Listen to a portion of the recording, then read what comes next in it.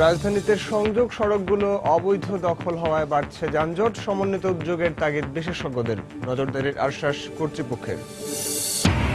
এবারও বেঁধে দেওয়ার সময়ে ট্যানারি স্থানান্তর সম্ভব হচ্ছে না, জানালেন কারখানা মালিকরা। যৌক্তিক কারণ না থাকলে প্লট বাতিলের হুঁশিয়ারি।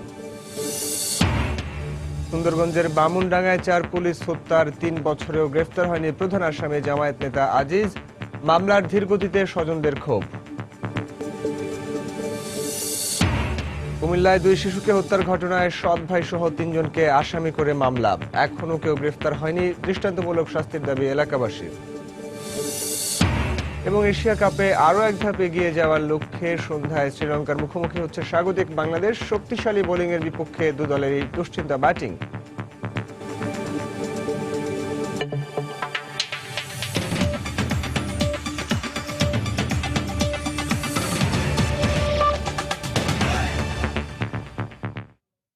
সংবাদের সঙ্গে আছি আমি সাইফুল রুদ্র।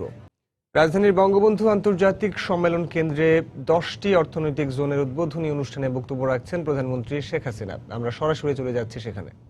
নিয়োগের ক্ষেত্রে আমরা যে সমস্ত বিষয়গুলি তুলে ধরি সেখানেই কর্মক্ষম, উদ্যম, যুব সমাজ, তাদের কথা আমরা বলি। আমরা যদি বিভিন্ন অঞ্চলে শিল্প গড়ে তুলি পরিকল্পিতভাবে, কারণ যেখানে শিল্প গড়ে উঠবে সেখানে শিল্পই থাকবে, আর সেই শিল্প গড়ে ওঠার জায়গা আমার যেন ফসলি জমি বেশি নষ্ট না হয়, আমাদের ঘন বসতিপূর্ণ এলাকা, বেশি বেশি মানুষকে যেন সরাতে না হয়, যেসব জমি হয়তো বেশি ব্যবহার হচ্ছে না বা নতুন জেগে ওঠা চর অথবা যেখানে খুব আমাদের বসতি বেশি নেই, ঠিক সেইভাবে আমরা অঞ্চলগুলি সুনির্দিষ্ট করছি। আজকে আমরা 10টি অঞ্চল গড়ে তুলছি, অর্থনৈতিক অঞ্চল হিসেবে গড়ে তুলতে সেটা উদ্বোধন করতে এসেছি। কিন্তু আমাদের লক্ষ্য কিন্তু অনেক বেশি।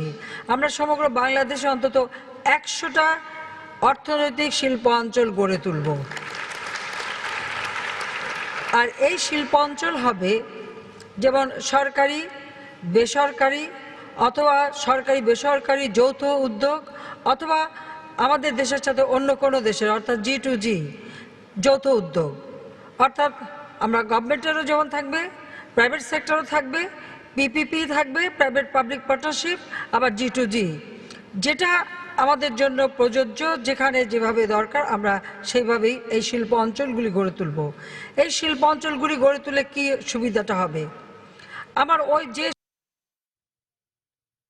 দর্শক, 10টি অর্থনৈতিক জোনের উদ্বোধনী অনুষ্ঠানে বক্তব্য রাখছেন প্রধানমন্ত্রী শেখ হাসিনা। আমরা আবারও যাচ্ছি সেখানে। আমাদের মৎস্য উৎপাদন, সবজি উৎপাদন, ফল উৎপাদন অথবা উন্নতি বাড়ছে, মাথাপিছু আয় বৃদ্ধি পেয়েছে, এখন প্রায় আমাদের 1316 মার্কিন ডলার। কিন্তু আমরা এখানেই থেমে থাকতে চাই না। আমাদের দেশের মানুষের মাথাপিছু আয় এমনভাবে হবে যাতে আমরা দেশকে 2021 সালের মধ্যে একটা মধ্য আয়ের দেশ এবং 2041 সালের মধ্যে উন্নত দেশে পরিণত করতে পারি। সেই পরিকল্পনা নিয়েই কিন্তু আমাদের কাজগুলি আমরা করে যাচ্ছি, এবং এই অর্থনৈতিক অঞ্চলগুলি এটা এই ব্যাপারে যথেষ্ট অবদান রাখবে বলে আমি বিশ্বাস করি।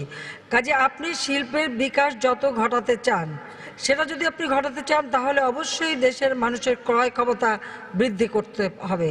দেশের মানুষের ক্রয় ক্ষমতা বৃদ্ধি হবে তখনই যখন তার মাথাপিছু আয় বৃদ্ধি পাবে।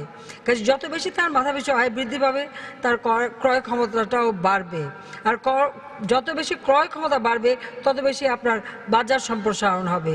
আপনাকে শুধুমাত্র রপ্তানির দিকে তাকিয়ে থাকার প্রয়োজন হবে না, আমার দেশের ভিতরেই কিন্তু বিশাল বাজার সৃষ্টি হবে। সেই সাথে সাথে আমাদের প্রতিবেশী দেশগুলি, যেখানে আমরা ইতিমধ্যেই যোগাযোগ ব্যবস্থা সম্পন্ন করেছি, সেই সাথে আমাদের আরও সুযোগ রয়েছে। বিশাল সমুদ্র সীমা আমাদের, এই সমুদ্র সীমায় সেই সমুদ্র সম্পদও আমাদের রয়েছে, সেগুলো আমাদের আহরণ করতে হবে, কাজে লাগাতে হবে আমাদের অর্থনৈতিক উন্নয়নের ক্ষেত্রে। পাশাপাশি এই সমুদ্র সীমা আমাদেরকে আরও সুযোগ করে দিয়েছে। ইতিমধ্যে আপনারা জানেন যে আমাদের 2টো পোর্ট আছে, চট্টগ্রাম মংলা পোর্ট। আমরা আরেকটি নতুন পোর্ট ইতিমধ্যে কার্যক্রম শুরু করেছি, পায়রা পোর্ট। কাজে সেখানে আমাদের একটা গভীর সমুদ্র বন্দরও আমরা তৈরি করতে যাচ্ছি। আমি আশা করি এখানেও আমরা আমাদের আসলে উদ্যোক্তা আমরা খুঁজছি যে এই সমুদ্র বন্দরটা কে করে দেবে। ইতিমধ্যে যেমন কক্সবাজারে আমাদের একটা সুযোগ আছে, আবার পায়রা বন্দরেও বিশাল সুযোগ রয়েছে, কারণ এই পায়রা বন্দর থেকে কিন্তু একেবারে উত্তরাঞ্চল পর্যন্ত, একেবারে আসাম পর্যন্ত নদীপথে যাওয়া যায়। আর আমাদের পুরো উত্তরাঞ্চলটা এখানে নদীপথে যাওয়ার সুযোগ আছে। নদীগুলি আমাদের ড্রেজিং করতে হবে, নাব্যতা ফিরিয়ে আনতে হবে, তাহলে এই সুযোগটা আরও বৃদ্ধি পাবে। আমরা সেইভাবেই বিভিন্ন পরিকল্পনা নিয়েছি। শিল্প গড়ে তোলার সময় যে জিনিসটা সবথেকে বেশি প্রয়োজন সেটা হলো পরিবেশ যেন নষ্ট না হয়, অর্থাৎ শিল্প বর্জ্যগুলি যেন এরকম আমার নদীতে না যায় বা আমার জমিতে না যায়, সেগুলির ম্যানেজমেন্টটা এটা কিন্তু থাকতে হবে। অর্থাৎ ইটিপি এসটিপি যেখানে যেটা প্রয়োজন সেগুলি যথাযথভাবে করতে হবে। এবং সেই জন্যই আমরা এই যে অঞ্চলভিত্তিক মানে শিল্প গড়ে তোলা, যারা বেসরকারি খাতেই সাধারণত বেশি আসেন, কাজে তাদেরকে আমরা সুযোগ করে দিতে চাই। তার জন্য অবকাঠামোগত উন্নয়ন থেকে শুরু করে বিভিন্ন রাস্তাঘাট বা সার্ভিস সেক্টরে যা যা দরকার সেটাও আমরা করে দিচ্ছি। রাজধানীর বঙ্গবন্ধু আন্তর্জাতিক সম্মেলন কেন্দ্রে 10টি অর্থনৈতিক জোনের উদ্বোধনী অনুষ্ঠানে বক্তব্য রাখছেন প্রধানমন্ত্রী শেখ হাসিনা। আমরা সরাসরি ছিলাম সেখানে। এবারও সম্ভব হচ্ছে না সরকারের বেঁধে দেয়া সময়ের মধ্যে ট্যানারি স্থানান্তর। একথা জানিয়ে কারখানা মালিকরা বলছেন নিজেদের স্বার্থে খুব শিগগিরই হাজারীবাগ থেকে সাভার যেতে জোর প্রস্তুতি নিচ্ছেন তারা। প্রকল্প পরিচালক বলছেন সময়সীমা অমান্য করার যৌক্তিক কোনো কারণ না থাকলে বাতিল হতে পারে প্লটের বরাদ্দ। আরো জানাচ্ছেন কামরুল হাসান সবুজ। ট্যানারি স্থানান্তরে কয়েক দফার সময়সীমা বেঁধে দেওয়ার পর বর্তমানে চলছে চিঠি চালাচালি। 155টি শিল্প ইউনিটের মধ্যে 142টিতে পাঠানো হয়েছে লিগ্যাল নোটিশ। এরপর হেমায়েতপুরে চামড়া শিল্প নগরীতে বেড়েছে কারখানাগুলোর অবকাঠামো নির্মাণে কাজের গতি। শিগগিরই কয়েকটি কারখানা সেখানে চামড়া প্রক্রিয়াজাতকরণের কাজ শুরু করবে বলে আশা করছেন ব্যবসায়ীরা। অলরেডি কিছু বায়ার আমাদের থেকে মুখ ফিরিয়ে নিয়েছে কমপ্লায়েন্সের অভাবে। সুতরাং আমরা চেষ্টা চালিয়ে যাচ্ছি, বাট আমাদের নির্ধারিত সময়টা আসলে আমরা এক্স্যাক্টলি বলতে পারতেছি না। এটুকু মনে হয় 31 মার্চের মধ্যে 10 থেকে 12টা ট্যানারি হয়তো কাজটা শুরু করতে পারে। কিছু গেলে কিছু না গেলে এটা কিন্তু হবে না, তাহলে ট্যানারি চলবে না কোনোখানে, তাহলে ওই ট্যানারিওয়ালারা মার খেয়ে যাবে। আর 5 দফা সময় বাড়ানোর পর এই প্রকল্পের কেন্দ্রীয় বর্জ্য শোধনাগার সিইটিপির 4টি মডিউলের মধ্যে পরীক্ষামূলকভাবে চালু হয়েছে 2টি।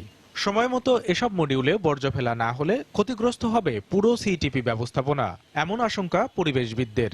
যত দ্রুত সম্ভব ইন্ডাস্ট্রিগুলো চালু হয় এবং ইন্ডাস্ট্রি পলিউশনটা যদি সিটিপিতে আসে তখন এই কিন্তু ট্রিটমেন্ট প্ল্যান্টটা চালু রাখা সম্ভব হবে, আদারওয়াইজ কিন্তু এটা নষ্ট হয়ে যাবে। এদিকে কারখানা স্থানান্তরে গাফিলতির কারণ খতিয়ে দেখার পাশাপাশি এই শিল্পকে রক্ষা করেই আগামীতে সিদ্ধান্ত নেওয়া হবে বলে জানালেন প্রকল্প পরিচালক। অফিসিয়ালি ডেডলাইন দেওয়া দিয়েছি 28 ফেব্রুয়ারির মধ্যে তাদেরকে আসতে হবে। আসলে হয়তো তারা প্রসেস করে, হয়তো তারা দরখাস্ত করলে তখন হায়ার অফিস আমাদের মন্ত্রণালয় বা আমাদের বিসিক অফিস তখন সেটা নিয়ে চিন্তা ভাবনা করে সময় দিবে কি দিবে না। সরকারের তাগাদা আর ব্যবসায়ীদের কর্মতৎপরতায় হয়তো অল্প কয়েক মাসের মধ্যেই চালু হবে সাভারের এই চামড়া শিল্পনগরী। পরিকল্পিত এই শিল্পাঞ্চলের ক্ষেত্রে পানি দূষণকে যতটা গুরুত্ব দেওয়া হয়েছে ততটা গুরুত্ব দেওয়া হয়নি বায়ু দূষণ সহ জীববৈচিত্র্য সংরক্ষণের বিষয়কে। তবে পরিকল্পিত শিল্পায়নের ক্ষেত্রে এসব বিষয়কেও আরও গুরুত্ব দেওয়া দরকার বলে মনে করেন সংশ্লিষ্টরা। সাভারের হেমায়েতপুর চামড়া শিল্পনগরী থেকে কামরুল হাসান সবুজ, সময় সংবাদ।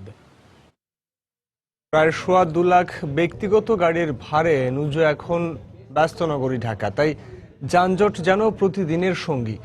এ সমস্যা সমাধানে সবসময়ে মূল সড়কগুলোকে গুরুত্ব দেওয়া হলেও সংযোগ সড়ক বা গলিগুলো থেকে যাচ্ছে একেবারেই অভিভাবকহীন। বিশেষজ্ঞরা বলছেন যানজট সমস্যার কার্যকর সমাধানে মূল সড়কের সঙ্গে নজর দিতে হবে সংযোগ সড়কগুলোর দিকেও। তবে শুধু আশ্বাস দিয়ে দায় এড়াচ্ছে নিয়ন্ত্রণকারী প্রতিষ্ঠানগুলো। আরো জানাচ্ছেন শাফিন জাহিদ। এটি জাতীয় প্রেস ক্লাবের সামনের রাস্তার চিত্র। রাজনৈতিক কর্মসূচি চলায় একপাশে পুরোপুরি যান চলাচল বন্ধ, তাই বাধ্য হয়েই ব্যবহার করতে হচ্ছে সচিবালয়ের পাশ দিয়ে যাওয়া সংযোগ সড়কটি। এ রাস্তার দুপাশে গাড়ি পার্কিং করে রাখায় এখানকার অবস্থা মূল সড়কের চেয়েও করুণ। আমরা আমাদের স্কুল কলেজে যাওয়ার সময় হচ্ছে এক জায়গায় যাওয়ার জন্য যেখানে 10 মিনিট লাগে ওইখানে আপনার প্রায় 1 ঘন্টা লেগে যাচ্ছে। রাস্তাঘাটে যেখানে সেখানে যে কার পার্কিং হয় বিভিন্ন হসপিটালের সামনে বা শপিং মলের সামনে, এটার কারণে যানজট বৃদ্ধি পাচ্ছে। শুধু সংযোগ সড়কগুলোই নয়, অনেকে ভবনের বাইরে পার্কিং এর জায়গা না থাকায় গাড়ি রাখার জন্য দখল করে নেন ফুটপাত।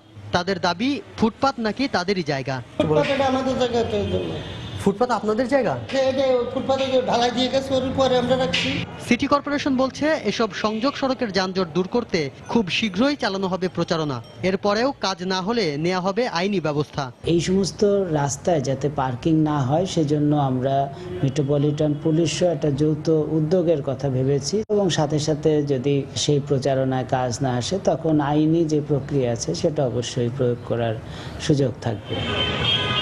360 বর্গ কিলোমিটারের নগরী রাজধানী ঢাকায় ব্যক্তিগত গাড়ির সংখ্যা প্রায় 2.5 লাখ। তাই বিশেষজ্ঞরা বলছেন ঢাকার বুকে নতুন করে কোনো পদক্ষেপ নিয়ে এ সমস্যার সমাধান খুব কঠিন। এজন্য উচিত ব্যক্তিগত গাড়ির ব্যবহারকে নিরুৎসাহিত করা। হান্ড্রেডস অফ কোম্পানিগুলোকে কয়েকটা কোম্পানিতে এসে বাস রেশনালাইজ করা, বিআরটিকে ইম্পর্টেন্স দেওয়া, যে আমরা কিভাবে মেনটেনেন্স করব এই ফিডার রুটগুলোকে। তারা বলছেন ঢাকার আশেপাশে নতুন করে যেসব আবাসন প্রকল্প হচ্ছে সেসব জায়গায় যেন এসব ভুল না হয় সেদিকেও খেয়াল রাখতে হবে সরকারকে। বিশেষজ্ঞরা বলছেন বিশ্বের অনেক মেগাসিটির তুলনায় রাজধানী ঢাকাতে ব্যক্তিগত গাড়ির সংখ্যা 10 ভাগেরও কম। তারপরেও এই নগরীর প্রধান সমস্যা যানজট। এর কারণ হিসেবে তারা বলছেন নগরীর অন্যান্য প্রধান সড়কগুলোতে সেবাদানকারী প্রতিষ্ঠানগুলো যেভাবে বাড়তি নজরদারি রাখেন ঠিক সেভাবে এসব সংযোগ সড়কগুলোতে নজরদারি রাখেন না। শাফিন জাহিদ, সময় সংবাদ, ঢাকা। উত্তরায় গ্যাস বিস্ফোরণে দগ্ধ 2 ছেলের পর মারা গেছেন বাবা মার্কিন দূতাবাস কর্মকর্তা শাহনওয়াজ। মায়ের অবস্থাও সংকটজনক। চিকিৎসক জানিয়েছেন যতই সময় যাচ্ছে ক্ষীণ হয়ে আসছে তার বেঁচে থাকার আশা। এই মুহূর্তে ঢাকা মেডিকেল কলেজ হাসপাতালে আছেন আমাদের রিপোর্টার ফেরদৌস লিপি। সবশেষ খবর জানতে আমরা এখন সরাসরি চলে যাচ্ছি তার কাছে। লিপি,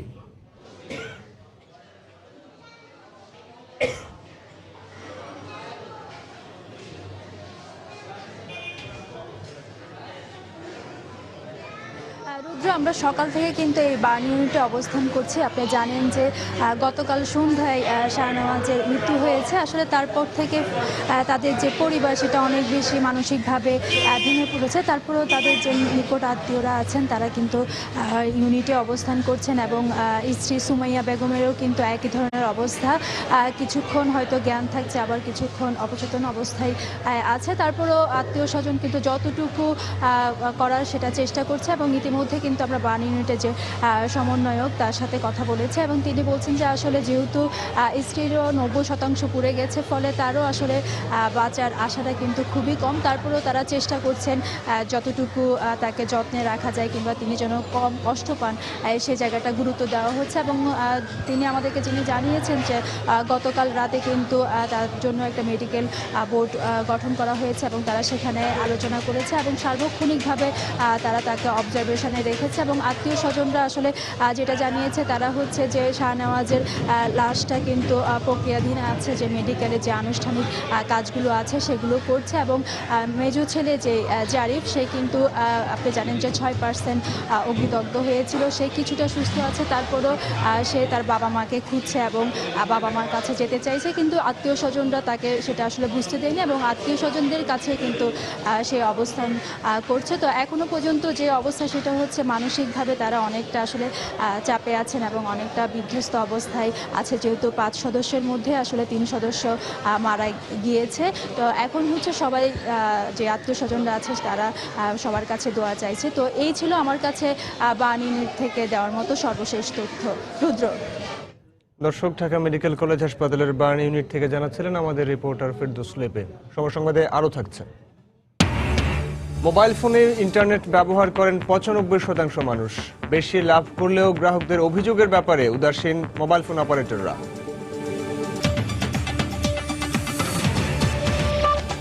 গাইবান্ধার সুন্দরগঞ্জের বামুনডাঙ্গায় 4 পুলিশ সদস্যকে নির্মমভাবে পিটিয়ে হত্যার 3 বছর পার হলেও প্রধান আসামি জামায়াত নেতা খোড়ামারা আজিজকে গ্রেফতার করতে পারেনি পুলিশ। মামলায় ধীর গতিতে ক্ষুব্ধ নিহত পুলিশ সদস্যের স্বজনরাও। তবে রাষ্ট্রপক্ষের কৌশলী বলছেন মামলাটি বিচারিক আদালতে স্থানান্তরের অপেক্ষায় রয়েছে। গাইবান্ধা হেদায়েতুল ইসলাম বাবুর প্রতিবেদন। 2013 সালের 28শে ফেব্রুয়ারি জামাত নেতা সাইদির ফাঁসির রায় ঘোষণার পর গাইবান্ধার সুন্দরগঞ্জের বামনডাঙ্গা পুলিশ তদন্ত কেন্দ্র এবং রেল স্টেশনে হামলা ও অগ্নিসংযোগ করে জামাত শিবির ক্যাডাররা। ওই হামলায় নির্মমভাবে পিটিয়ে হত্যা করা হয় 4 পুলিশ সদস্যকে। ওই হামলার ঘটনায় মামলা দায়ের করা হলেও প্রধান আসামি জামাত নেতা ঘোড়ামারা আজিজকে আজও গ্রেপ্তার করতে পারেনি পুলিশ। অন্যদিকে মামলার অগ্রগতিও উল্লেখ করার মতো নয়। আমাদের কলেজে খালি করে নিয়ে গেছে, এরকম দ্রুত এই বিচারটা করা দরকার ছিল, তা তো সরকার করতেছে না। আমার বাবাকে যারা নির্মমভাবে হত্যা করছে তাদেরকে সরকার কাঠগড়ায় এনে সর্বোচ্চ শাস্তি দেখ, এটাই আমরা চাই। তবে রাষ্ট্রপক্ষের কৌশলী ও কোর্ট ইন্সপেক্টর বললেন মামলাটি এখন বিচারিক আদালতে বদলির অপেক্ষায় রয়েছে। একাত বিজ্ঞপ্তি দেওয়ার পর মামলাটা জজ কোর্টে সেশন কোর্টে বদলি হয়ে আসবে এবং তারপর মামলার কার্যক্রম শুরু হয়ে যাবে। একজন আসামির বাড়ি বাইরের জেলায় হয়, অলরেডি গ্রেপ্তারি পরোয়ানা ইস্যু হয়েছিল, তার জবাবও সেখানে দিয়েছে এবং ইতিমধ্যে সেখানে WPND প্রেরণ করা হয়েছে। এই PND-র জবাব পাওয়া মাত্রই এটা গেজেট নোটিফিকেশন হবে। এদিকে মামলার প্রধান আসামি ঘোড়ামারা আজিজকে গ্রেপ্তারের চেষ্টা অব্যাহত আছে বলে জানান জেলা পুলিশের শীর্ষ কর্মকর্তা। ঘোড়ামারা আজিজ এক প্রধান আসামি, আমরা সত্যি এই অপরাধীকে আমরা গ্রেপ্তার করতে চাই এবং বহুবার আমরা চেষ্টা করেছি, কিন্তু এলাকায় না থাকায় বা দেশের আমরা কোথাও পাওয়া যায়নি, পেলে সঙ্গে সঙ্গে গ্রেপ্তার করব। দীর্ঘ প্রায় 1.5 বছর তদন্ত শেষে 2014 সালের সেপ্টেম্বরে 235 জনকে অভিযুক্ত করে মামলাটির আদালতে অভিযোগপত্র দাখিল করে পুলিশ। হেদায়েতুল ইসলাম বাবু, সময় সংবাদ, গাইবান্ধা। সাবেক রাষ্ট্রপতি জিয়াউর রহমান ও হোসেন মোহাম্মদ এরশাদের কঠোর সমালোচনা করেন অর্থমন্ত্রী আবুল মাল আব্দুল মুহিত। যুক্তরাষ্ট্রের নিউ ইয়র্ক সফররত মুহিত শনিবার সাংবাদিকদের সঙ্গে আলাপকালে বর্তমান সরকারের উন্নয়ন কর্মকাণ্ডকে কেউ বাধাগ্রস্ত করতে পারবে না বলে উল্লেখ করেন। আমাদের 3.5 বছর বয়সেই আমরা আবার সেই সামরিক শাসনের বিরুদ্ধে চলে গেলাম। আর এবারে যারা সামরিক শাসন হলেন তারা অত্যন্ত পদার্থ, কেন তাদের ওই পাকিস্তানিদের বুদ্ধিটাও ছিল না, আর তাদের বুদ্ধি বা তাদের অভিজ্ঞতাও তাদের ছিল না। তারা আমাদের দেশটি 16টি বছর রাজত্ব করেছে। এই 1975 শুরু করলেন জেনারেল জিয়াউর রহমান এবং এটা চলল 1991 সালে যখন এরশাদের পতন হল, ততদিন পর্যন্ত চলছে। দেশ থেকে মৌলবাদ বিদায় হয়ে গেছে, দেশ থেকে হরতাল বিদায় হয়ে গেছে। দেশে এখন কেউ অর্থনৈতিক কর্মকাণ্ডকে প্রতিহত করতে পারবে না। দেশে ইন্টারনেট ব্যবহারকারীর 95%ই এই সেবা নিচ্ছেন মোবাইল ফোনে। তবে ইন্টারনেটের উচ্চ মূল্য, ধীরগতি, নেটওয়ার্ক সমস্যা, স্বচ্ছতা ও জবাবদিহিতার অভাব সহ অপারেটরদের বিরুদ্ধে বিভিন্ন ধরনের অভিযোগ রয়েছে ব্যবহারকারীদের। তদারকির অভাবে কোম্পানিগুলো অতি মুনাফা করছে বলে অভিযোগ তাদের। আর সরকার বলছে গ্রাহক স্বার্থ সংরক্ষণে টেলিযোগাযোগ নীতিমালাকে যুগোপযোগী করা হচ্ছে। আরও জানাচ্ছেন শরীফুল ইসলাম। 2004 সালে জিপিআরএস এর মাধ্যমে দেশে শুরু হয় মোবাইল ফোনে প্রথম ইন্টারনেটের ব্যবহার। এক যুগ পার হলেও কাঙ্ক্ষিত মানের সেবা পাচ্ছেন না গ্রাহকরা। অথচ পড়ালেখা, গবেষণা, তথ্যের আদান প্রদান কিংবা যোগাযোগের সহজ মাধ্যম হিসেবে ইন্টারনেটের চাহিদা বাড়ছে বহুগুণ। মানুষ যেমন 3 বেলা ভাত খায়, সেরকম 3 বেলা ইন্টারনেট এর থেকেও বেশি ইউজ করে। নো বিল নো ইউজ আমরা যেটা ইউজ করি, একটু কাটলো, আবার কখনো বেশি কখনো কম, এই জন্য আমরা অ্যাকুরেটটা জানতে পারতেছি না। হঠাৎ করে এরকম হচ্ছে যে আমি এই ছবিতে ক্লিক করলাম, এখন দেখি আবার এমবি শেষ, অথচ আমি জানি আমার 15 এমবি বাকি আছে। একটা ছবিতে তো আমার 15 এমবি কাটার কথা। নামই শুধু সেবা প্রতিষ্ঠান, বাট এটা হচ্ছে সেবা প্রতিষ্ঠানের নাই, এটা এখন ব্যবসায়ী প্রতিষ্ঠান হয়ে গেছে। তারা এত টেকনিক্যালি কাজটা করে, আমরা হয়তো ধরতে পারি না। এই ব্যাপারে সরকারের আরেকটু আরো বেশি সার্ভেইলেন্স, আরো বেশি নজরদারি করা উচিত। গ্রাহকদের অভিযোগ আমলে নিয়ে শীঘ্রই সমস্যা সমাধানের আশ্বাস সেবাদানকারী প্রতিষ্ঠানগুলোর। যেসব জায়গায় এখন গ্রাহকরা কিছুটা হয়তো অসুবিধা ফেস করছেন, হয়তো একটু গতি কম আছে, সেসব জায়গায় সবকিছুই ঠিক হয়ে যাবে জুনের মধ্যে। 10,000 যে বিটিএস আছে, সেই 10,000 বিটিএসকে এই জুনের মধ্যে আমরা সিজিতে রূপান্তর করে ফেলব। দেশে 6টি অপারেটর গ্রাহকদের ইন্টারনেট সেবা দিচ্ছে। বিটিসিএল এর তথ্য মতে গত বছরের জুলাই পর্যন্ত মোবাইল ফোনে মোট ইন্টারনেট ব্যবহারকারীর সংখ্যা 4,83,47,000, যার মধ্যে 95%ই মোবাইল ইন্টারনেটের। মোবাইল কোম্পানিগুলোকে নিয়মতান্ত্রিকতার মধ্যে আনার চেষ্টা করছে সরকার। মোবাইল ফোন অপারেটরদেরও কিন্তু কিছুটা প্রেসারের মধ্যে রেখেছি যে আপনাদেরকে গ্রাহক সন্তুষ্টি অর্জন করতেই হবে, এখানে আপনার কোনো অপশন নাই। টেলিযোগাযোগ নীতিমালাটা আমরা নতুন যুগোপযোগী করছি এবং সেটা হয়ে গেলে এই ধরনের সমস্যাগুলোর অনেকটাই সমাধান হবে। গ্রাহকদের কাছে ইন্টারনেটের ব্যবহার সহজ ও গ্রহণযোগ্য না করা গেলে হোঁচট খেতে পারে ডিজিটাল বাংলাদেশের স্বপ্ন, এমনটাই মনে করছেন সংশ্লিষ্টরা। শরীফুল ইসলাম, সময় সংবাদ, ঢাকা। সময় সংবাদে আরও থাকছে। মার্কিন প্রেসিডেন্ট নির্বাচনে মনোনয়ন দৌড়ে আরও এক ধাপ এগিয়ে হিলারি। সাউথ ক্যারোলাইনায় বিপুল ভোটে বিজয়ী, তবে দু দলেরই প্রার্থী নির্বাচন হতে পারে কনভেনশনে, তথ্য জরিপের।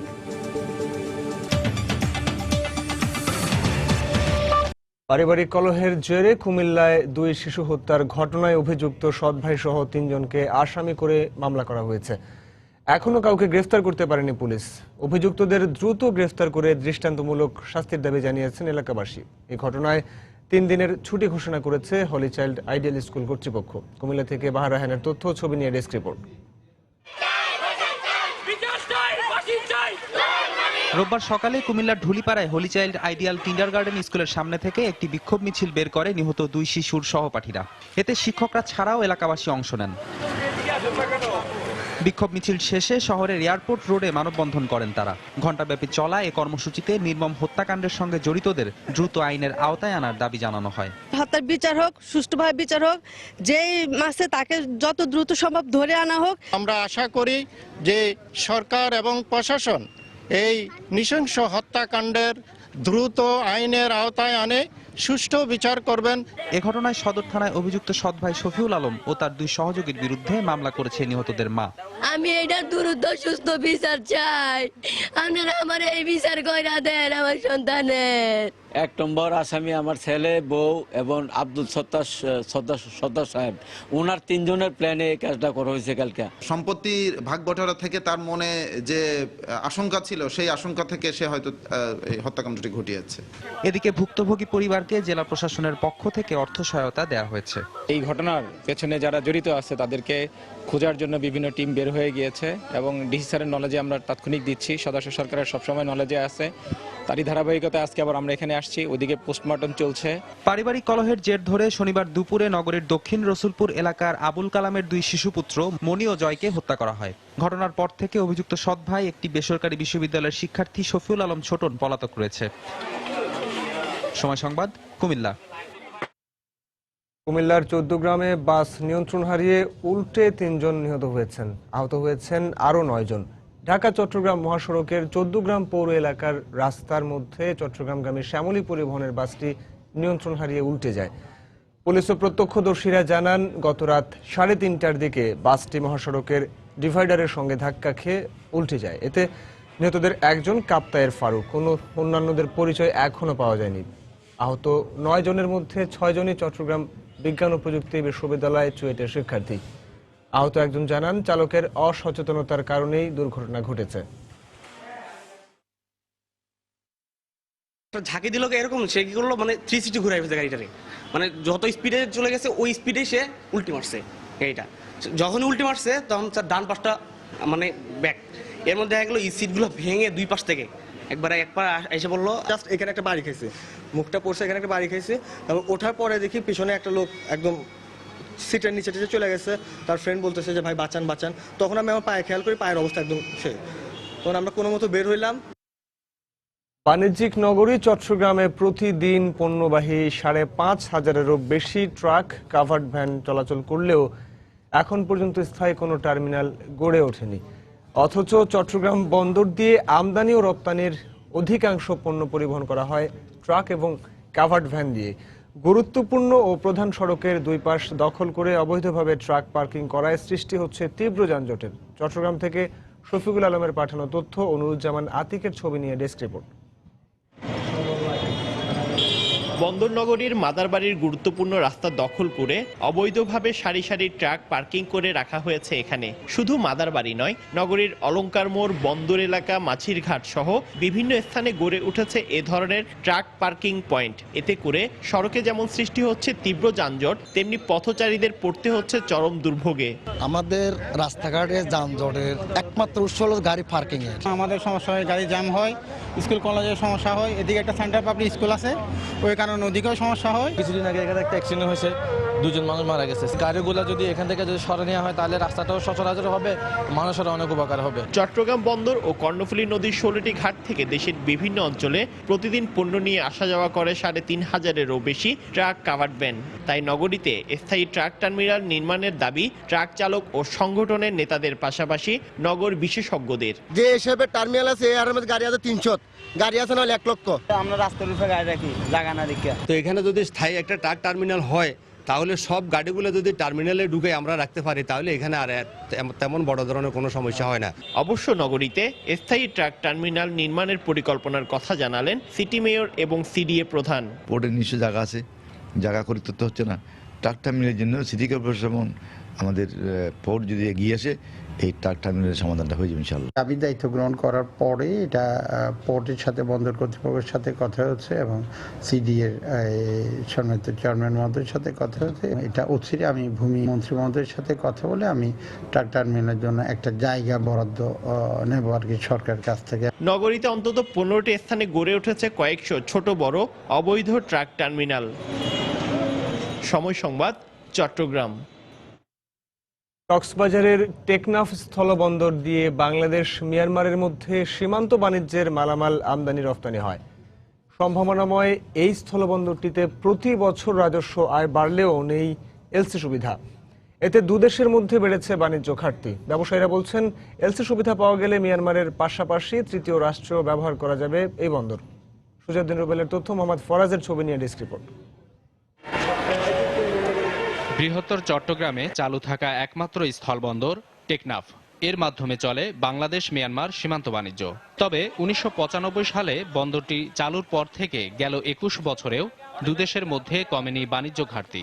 মিয়ানমার থেকে গাছ, চাল, পেঁয়াজ, মাছ সহ আমদানি করা পণ্যের পরিমাণ 92% হলেও বাংলাদেশ থেকে যায় মাত্র 8%। এই বন্দর ব্যবহার করে বাংলাদেশি পণ্যের মিয়ানমারের বাজার ধরার বিপুল সম্ভাবনা থাকলেও বাধা হয়ে দাঁড়িয়েছে এলসি সুবিধা কার্যকর না থাকা। ব্যবসায়ীরা বলছে যোগাযোগ সুবিধার কারণে এ বন্দরটি মিয়ানমার ছাড়াও তৃতীয় রাষ্ট্রে ব্যবহার উপযোগী। মায়ানমারে অনেক চাহিদা আছে সিমেন্টের, রটের, প্লাস্টিক, তারপরে গার্মেন্টস আইটেম, মেডিসিনেরও অনেক চাহিদা আছে। এই পয়েন্ট দিয়ে মালামাল ঢোকানো যায় তাহলে বাংলাদেশের অর্থনীতির জন্য আরো অনেক সুবিধা হবে। যদি এলসি সিস্টেমটা খুলে দেয় তাহলে আমরা তৃতীয় দেশের সাথেও আমরা এই বন্দরের মাধ্যমে ব্যবসা করতে পারবো। সীমান্ত বাণিজ্য চুক্তির পরিবর্তে যদি এলসিতে রূপান্তরিত করা যায় তাহলে এ বন্দরে রাজস্ব আয় বাড়বে বলে জানায় বন্দর কর্তৃপক্ষ। যদি এটাকে এলসিতে রূপান্তরিত করা হয় তাহলে আমদানি রপ্তানির পরিমাণ বৃদ্ধি পাবে, এতে সরকারের বিপুল পরিমাণ রাজস্ব আহরণ করা সম্ভব হবে। অবশ্য জেলা প্রশাসক জানালেন এলসি সুবিধা চালু করার বিষয়টি মিয়ানমার এবং বাণিজ্য মন্ত্রণালয়ে প্রক্রিয়াধীন রয়েছে। দুই দেশের মধ্যে বাণিজ্যের সম্পর্ক, বাণিজ্যের পরিমাণ, ট্রেডিং এর পরিমাণ কিভাবে বাড়ানো যায় এটা বাণিজ্য মন্ত্রণালয় এবং জাস্ট মায়ানমার সরকারের মাঝে মিটিং হয়। তো সেই মিটিংগুলোতে ডিসকাশন হচ্ছে, অনেক অগ্রগতি আছে। গত 21 বছরে টেকনাফ স্থলবন্দর থেকে সরকার রাজস্ব পেয়েছে 1000 কোটি টাকা। সময় সংবাদ, কক্সবাজার। দেশের বাইরের খবর। ভারতের মহারাষ্ট্রে পরিবারের 14 সদস্যকে হত্যার পর আত্মহত্যা করেছে এক ব্যক্তি। নিহতদের মধ্যে 7 শিশু ও 6 জন নারী। মহারাষ্ট্রের থানে জেলার কাসরভাদাবুলির এক বাড়ি থেকে ওই 14 জনের লাশ উদ্ধার করে পুলিশ। ভাগ্যক্রমে হত্যাকারীর এক বোন মারাত্মক আহত অবস্থায় বেঁচে যান। তাকে হাসপাতালে চিকিৎসা দেওয়া হচ্ছে। 32 বছর বয়সী হাসান আনোয়ার ওয়ারেকর পরিবারের সদস্যদের প্রথমে চেতনানাশক ওষুধ খাইয়ে পরে গলা কেটে হত্যা করে বলে জানায় এনডিটিভি। নিহতদের মধ্যে হাসানের স্ত্রী, 2 সন্তান, 3 বোন ও বাবা মা রয়েছেন। হাতে ছুরি ধরা হাসানের লাশ ঝুলন্ত অবস্থায় ওই বাড়ি থেকে উদ্ধার করেছে পুলিশ। পুলিশ ধারণা করছে পারিবারিক সম্পত্তি নিয়ে বিরোধের জের ধরেই হত্যাকাণ্ড হয়ে থাকতে পারে। চার্টার্ড অ্যাকাউন্টেন্ট হাসান একটি বেসরকারি প্রতিষ্ঠানে কাজ করতেন এবং তিনি পুরো পরিবার চালাতেন। যুক্তরাষ্ট্রে ডেমোক্র্যাটদের প্রেসিডেন্ট প্রার্থী মনোনয়নের নির্বাচনে সাউথ ক্যারোলাইনায় বিপুল ভোটে জয় পেয়েছেন হিলারি ক্লিন্টন। শনিবার এই নির্বাচনে হিলারি পেয়েছেন 73% ভোট। অপর মনোনয়ন প্রত্যাশী বার্নি স্যান্ডার্স পেয়েছেন 26% ভোট। জয়ের পর এই ধারা অব্যাহত থাকবে বলে আশা প্রকাশ করেন হিলারি। এখনই মনোনয়ন দৌড় থেকে সরে যাওয়ার সময় আসেনি জানিয়ে 1 মার্চ সুপার টুইসডেতে তুমুল প্রতিদ্বন্দ্বিতা হবে বলে আশা প্রকাশ করেছেন স্যান্ডার্স। আবারও সমর্থকদের আনন্দে ভাসিয়েছেন হিলারি। নির্বাচনে মনোনয়ন পেতে মাঠ পর্যায়ের সমর্থনে ইতিমধ্যে অনেক দূর এগিয়ে আছেন তিনি। সাউথ ক্যারোলাইনার জয় তাকে আরও সামনে নিয়ে গেল। এই জয়ে স্বভাবতই সমর্থকদের প্রতি কৃতজ্ঞতার শেষ নেই হিলারির। তবে মনোনয়ন পেতে এখনো অনেক কিছুই বাকি, তাই বাকি পথটুকুও সমর্থকদের সঙ্গে নিয়ে পাড়ি দিতে চান তিনি। আপনারা ইতোমধ্যে ঐক্যের শক্তি জানান দিয়েছেন। আমেরিকাকে নতুন করে শীর্ষে নেয়ার কিছু নেই, কারণ আমেরিকা এখনো শীর্ষে আছে। আমাদের দায়িত্ব এটা ধরে রেখে সব মানুষের অধিকার নিশ্চিত করা। বিভেদের দেয়াল তুলে নয়, বরং তা ভেঙে দিয়েই আমাদের এগিয়ে যেতে হবে। হিলারির এ জয়ে অভিনন্দন জানিয়েছেন ডেমোক্রেটদের অপর মনোনয়ন প্রত্যাশী বার্নি স্যান্ডার্স। ইতিমধ্যে অনেকটা পিছিয়ে পড়লেও সুপার টুইসডেতে তীব্র প্রতিদ্বন্দ্বিতা হবে বলে আশা প্রকাশ করেন তিনি। রাজনীতিতে আজ আপনি জিতবেন তো কাল আমি। আজকে হিলারি জিতেছেন, তাকে অভিনন্দন। মঙ্গলবার প্রায় 800 প্রতিনিধির সমর্থনের ব্যাপারে নির্বাচন হবে। সেখানে আমার পক্ষে অনেক সমর্থন থাকবে বলে আশা করছি। এদিকে সুপার টুইসডেকে সামনে রেখে শনিবার সন্ধ্যায় কলাম্বিয়ায় প্রচারণা চালিয়েছেন স্যান্ডার্স। সেখানেও ভোটারদের সমর্থন চান তিনি। ভোটের শতাংশের হিসেব নিকেশ ছাপিয়ে মার্কিন প্রেসিডেন্ট নির্বাচনের মনোনয়ন দৌড়ে মুখ্য ভূমিকা পালন করেন প্রতিনিধিরা। সাউথ ক্যারোলাইনার প্রাইমারিতে 53 জন প্রতিনিধির মধ্যে হিলারি পেয়েছেন 39 জন প্রতিনিধির সমর্থন। অন্যদিকে স্যান্ডার্সের পক্ষে গেছেন 14 জন প্রতিনিধি। মনোনয়ন পেতে প্রয়োজনীয় 2383 প্রতিনিধির মধ্যে এ পর্যন্ত সুপার প্রতিনিধি সহ হিলারি পেয়েছেন 544 জনের সমর্থন, আর স্যান্ডার্স পেয়েছেন 85 জনের। দেলোয়ার হোসেন, সময় সংবাদ। প্রাইমারিতে নয়, বরং কনভেনশনে দুদলের সবচেয়ে শক্তিশালী প্রার্থীকে মনোনয়ন দেওয়ার মাধ্যমে ইতিহাসের পুনরাবৃত্তি হতে পারে যুক্তরাষ্ট্রের প্রেসিডেন্ট নির্বাচনে। এতে বহুল সমালোচিত ডোনাল্ড ট্রাম্প নয়, রিপাবলিকান দলের প্রার্থী হতে পারেন মার্কো রুবিও। বিপরীতে ডেমোক্রেট দলীয় মনোনয়ন প্রতিযোগিতায় বার্নি স্যান্ডার্সকে হারাতে পারলেও হোয়াইট হাউস দখলের যুদ্ধে রিপাবলিকান প্রার্থীর কাছে পরাজিত হতে পারেন হিলারি ক্লিন্টন। সাম্প্রতিক এক জরিপের ভিত্তিতে এমন পূর্বাভাস দিয়েছেন রোপার সেন্টার ফর পাবলিক ওপিনিয়নের chairman doctor Robert Shapiro. New York থেকে শিহাবুদ্দিন কিসলোর পাঠানো তথ্য ও ছবি নিয়ে ডেস্ক রিপোর্ট। মার্কিন প্রেসিডেন্ট নির্বাচনে রিপাবলিকান দলের মনোনয়ন প্রত্যাশীদের মধ্যে ডোনাল্ড ট্রাম্প কিছুটা এগিয়ে গেলেও শেষ পর্যন্ত মার্কো রুবিওই পেতে পারেন দলীয় টিকিট। আর ডেমোক্রেট দলের প্রার্থিতার দৌড়ে উঠতে যেতে পারলেও প্রেসিডেন্ট নির্বাচনে হেরে যেতে পারেন হিলারি ক্লিন্টন। সম্প্রতি Ropar Center for public opinion এর পরিচালিত এক জরিপের ফলাফলে এসব তথ্য উঠে আসে। প্রেসিডেন্ট নির্বাচনে প্রার্থিতা, দলীয় অবস্থান ও জনমত সম্পর্কে স্টেট ডিপার্টমেন্ট আয়োজিত সংবাদ সম্মেলনে গবেষণা প্রতিষ্ঠানটির পরিচালনা বোর্ডের প্রধান জনমত বিশেষজ্ঞ অধ্যাপক রবার্ট শিপিরো বলেন, তহবিল নির্ভর যুক্তরাষ্ট্রের প্রেসিডেন্ট নির্বাচনে এবারের পরিস্থিতি গেলবারের চেয়ে ভিন্ন। সাধারণ ভোটারদের মধ্যে ট্রাম্প বিরোধী মনোভাবই বেশি। রিপাবলিকান শিবিরে কংগ্রেশনাল ডিস্ট্রিক্ট প্রতিনিধিদের ক্ষেত্রে ট্রাম্প এখন পর্যন্ত এগিয়ে থাকলেও দলের অভ্যন্তরে পছন্দের তালিকায় বর্তমান শীর্ষে রয়েছেন মার্কো রুবিও। জরিপ বলছে ডোনাল্ড ট্রাম্পের 23 পয়েন্টের বিপরীতে 137 পয়েন্ট পেয়ে এগিয়ে রয়েছেন মার্কো রুবিও, আর স্যান্ডার্সের 3 পয়েন্টের বিপরীতে 468 পয়েন্ট পেয়ে এগিয়ে হিলারি ক্লিন্টন। ডেমোক্রেটিক দলীয় মনোনয়ন দৌড়ে হিলারি ক্লিন্টনের খুব কাছাকাছি রয়েছেন বার্নি স্যান্ডার্স। শেষ পর্যন্ত হিলারি মনোনয়ন পেলে স্যান্ডার্স প্রিয় তরুণ ভোটারদের ভূমিকা কি হবে সেটিও একটি বড় প্রশ্ন। গ্যালাপ রয়টার্সের জরিপের ফলাফলের উদ্ধৃতি দিয়ে ডক্টর শিপিরো বলেন, আর্থসামাজিক অবস্থা ও ওবামা প্রশাসনের প্রতি জনসমর্থনের বিষয়টিও প্রভাব ফেলবে এবারের নির্বাচনে। সময় সংবাদ, নিউ ইয়র্ক, যুক্তরাষ্ট্র। এশিয়া কাপের খবর। ফাইনালে খেলার স্বপ্ন টিকিয়ে রাখতে আজ নিজেদের তৃতীয় ম্যাচে শ্রীলঙ্কার মুখোমুখি হবে বাংলাদেশ। শক্তিশালী বোলিং আক্রমণ থাকলেও ব্যাটিং নিয়ে দুশ্চিন্তায় দু দলই। তবে লঙ্কানদের প্রত্যেক বোলারকে নিয়ে আলাদা পরিকল্পনা আছে বাংলাদেশের, জানালেন টাইগার ব্যাটসম্যান সাব্বির রহমান।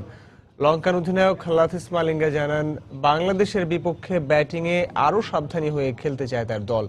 মিরপুরের সন্ধ্যা 7:30টায় শুরু হবে ম্যাচটি। এশিয়া কাপের ময়দানটা এ অঞ্চলের শ্রেষ্ঠত্ব প্রমাণের সঙ্গে মর্যাদারও। এই শ্রেষ্ঠত্বের লড়াইয়ের পথ চলায় কারো কারো আছে সমৃদ্ধ ইতিহাস। এশিয়া কাপে ভারতের সঙ্গে যৌথভাবে রেকর্ড 5 বার চ্যাম্পিয়ন হয়েছে শ্রীলঙ্কা। লঙ্কানদের প্রতাপ প্রমাণে এই একটি রেকর্ডই তো যথেষ্ট। তার উপর টি-20তে বাংলাদেশের সঙ্গে 4 বারের দেখায় শতভাগ জয়ের রেকর্ড আছে লঙ্কানদের। সঙ্গে আছে মালিঙ্গা, পেরেরা, হেরাত, সেনানায়কেদের নিয়ে গড়া বিশ্বমানের বোলিং লাইন আপ। তবে গেল ম্যাচে আরব আমিরাতের বিপক্ষে বাজে ব্যাটিং এর কারণে ব্যাটিং নিয়ে বাড়তি মনোযোগ লঙ্কান শিবিরে। Last day also we got a bit pressure, but আরব আমিরাতের বিপক্ষে আমাদের ব্যাটিংটা ভালো হয়নি, তবে আমাদের দলের তরুণ খেলোয়াড়দের ঘরোয়া ক্রিকেটে টি-20 খেলার অভিজ্ঞতা আছে। আশা করছি বাংলাদেশের বিপক্ষে ওরা ঘুরে দাঁড়াবে, যদিও বাংলাদেশে মুস্তাফিজের মতো দারুণ বোলার আছে। Mustafiz good asset for Bangladesh.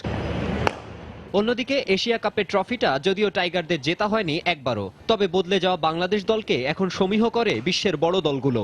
কিন্তু মুস্তাফিজ, তাসকিন, আলামিনদের নিয়ে শক্তিশালী পেস বোলিং আক্রমণ হলেও দলের নির্ভরযোগ্য ব্যাটসম্যানদের ফর্মে না থাকাটা টাইগারদের চিন্তার যোগান দিচ্ছে। তাই মিরপুরের ইনডোরে ঐচ্ছিক অনুশীলনে সৌম্য সাব্বিরদের পাশাপাশি ব্যাট হাতে নামলেন আরাফাত সানি আর রনিরাও। তবে ছিলেন না মাশরাফি, সাকিব, রিয়াদ আর তাসকিন। যেহেতু বোলিং ডিপার্টমেন্ট আমাদের ভালো হচ্ছে, আমাদের ব্যাটিং ডিপার্টমেন্ট হচ্ছে না ভাবে, তো আমরা চেষ্টা করছি যে আমরা কিভাবে ওভারকাম করতে, আমরা 170 190 করার জন্য, যে বলাররা রিল্যাক্সে বোলিং করতে পারে। কে বল করছে বা কোন বলার বল করছে, এটুকু আমাদের প্ল্যান আছে যে আমরা বল টু বল খেলার জন্য আর কি যাবো আমরা। তো ওভারঅল টিম জিতাটা সবচেয়ে বড় বিষয়।